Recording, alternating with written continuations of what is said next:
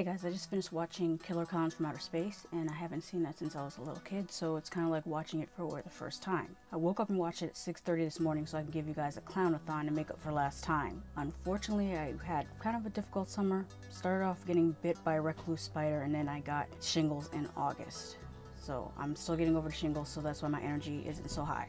I do like watching movies first thing in the morning. I think I might continue to do this. And so maybe I'll get up at 4:30 tomorrow morning and watch a movie because it really is a nice way to start the day. I really recommend it. Anyways, back to the Clown-a-thon. I will be finishing Clown-a-thon with the It movie, all three versions, the book version, 1990 version, and the 2017 version. In case you're wondering what this movie is about, it is about a thought-provoking existential retrospective on contemporary abstract social constructs steeped in symbolism, metaphors, and allegories.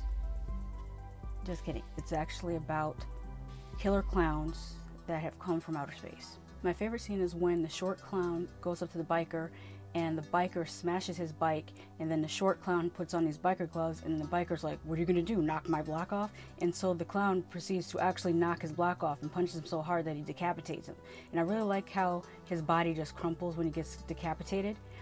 Mind you, Killer Clowns did this 1 year before Friday the 13th, Jason Takes Manhattan did the same thing to a guy on the roof. Just, you know, my wealth of useless information. Second thing I noticed, Killer Clowns turned a adult human being into a ventriloquist dummy years before it was done in Dead Silence. So it's another feather in the cap of Killer Clowns from Outer Space.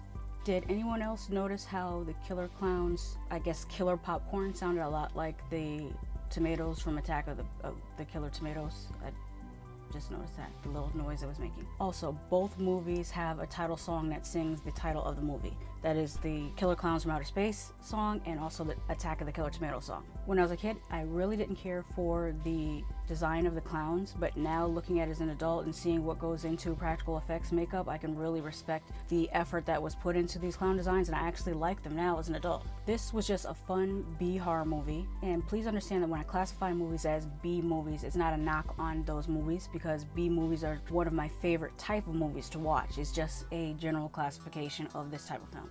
I also class this movie as slumber party horror, in that you could easily show this to like a group of kids 9 to 12 years old, because there isn't hardly any cursing in it. It's not scary in the least. The violence in it is completely cartoonish, but you know, again, as a parent, that's up for you to decide, not for me, but I wouldn't have a problem showing this to my nieces or nephew. I definitely recommend this movie, and I gave it a score of 6 out of 10 for enjoyment's sake. By the way, according to IMDb, a Killer Clowns 3D movie is in development.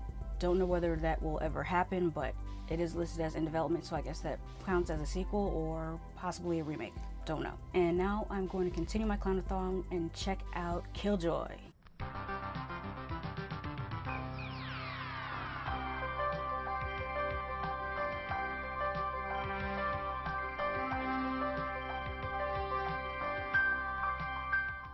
Okay, I just watched Killjoy.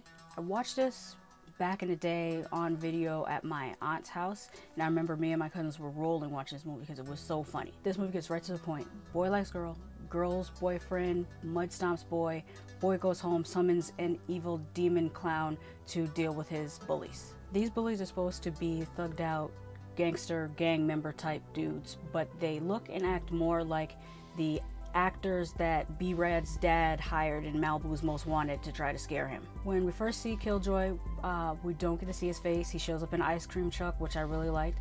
And then the second time we see him, he's popping and locking, which was hilarious, because the first time I did not expect him to do that. But I did like how they pretty much didn't show his face for the first few scenes that you see him. He's in silhouette, or you see him from behind, which was pretty cool. Also, after seeing him dance, I had a fan theory that he was the same person as Michael Trapson. But later on in the movie, you do see a character that is obviously Killjoy without the makeup on, so it's not Michael Trapson, but that would have been really hilarious if it was the same person. There was a couple sex scenes in this. I liked them because they were realistic, they were very tastefully done. And when I say realistic, I don't mean like in a porno type of way. I mean in a, people were positioned in a realistic way, unlike Tommy Wiseau in The Room, where he was clearly humping the girl's belly button and it just looked all kinds of crazy. It's lit a lot like a music video, but that didn't bother me. I really liked the score. The score was right on point, and the soundtrack was on point. The writing was really fun. I liked Lines like, "Look what this clown did to me, I'm all fucked up." Also the Cali accents. I love how they kept on ending sentences with "cuz." "You see what that clown did, cuz? You need to bust a cap in this clown's ass, cuz." I like that Cali accent. There's also a point where Killjoy tells one of the girls, "Come give Killjoy some sugar." And I died with that. And then during a fight scene, he hit this girl and he said, "Bitch." And yeah, he said it just like that with the finger snap and the head wiggle and everything. Maybe more dramatically than I could ever have done it, but that's what he did. Some of the special effects were garbage, but this is one of those movies that's so bad it's good, kind of like Dolomite or Leprechaun in the Hood, so it doesn't even matter. I like the clown's design. His hair, his makeup, his outfit was kind of iconic. I would put it on the same level as Pennywise, really. Although I am pretty sure that he's wearing rubber dishwashing gloves. Some of the camera angles were interesting. I wouldn't say that whether they were good or bad, just very different. One thing that didn't make sense was why the homeless dude made them all hold hands in a circle while he explained to them how Killjoy was summoned. Like, there was no reason for them to hold hands in order for him to tell them this story. And then he proceeds to disappear in a puff of smoke and no one reacts to this. Like, it's just the normalest thing in the world for a dude to just disappear in a cloud of smoke. Like, no one reacted or said, "Oh wow, that dude just disappeared in a cloud of smoke." I will tell you what is cool. The girls in this movie did not run and trip and fall or act like helpless screaming victims. They actually fought back. They thought quickly on their feet, and they were funny as well. One of the best things about this movie is the comedy of Killjoy in this movie, especially a scene where he convinces Jada that if she kisses him, he'll go back to his realm and leave her world. But when she kisses him, he has what I could only describe as a clowngasm. And it's the funniest thing you ever want to see. I can't describe it, and nor can I replicate it. Just take my word for that. I won't even spoil the ending. It had one of the best, funniest endings I've ever seen. It's the type of ending I could see my mother very disapprovingly calling vulgar and juvenile, and I love it. This is one of my favorite B movies, and I recommend it, and I give it an 8 out of 10 for enjoyment.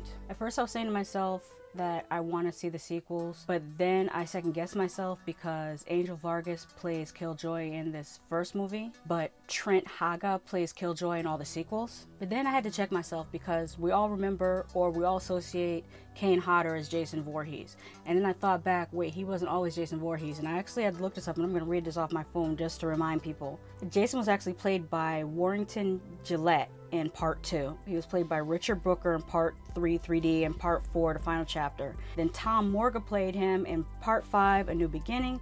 Then CJ Graham played him in part 6, Jason Lives. And so Kane Hodder didn't even play Jason until part 7, The New Blood, yet we still associate Kane Hodder as the quintessential Jason Voorhees. He still is the best Jason Voorhees. Even if he wasn't the first Jason Voorhees, he was the best Jason Voorhees.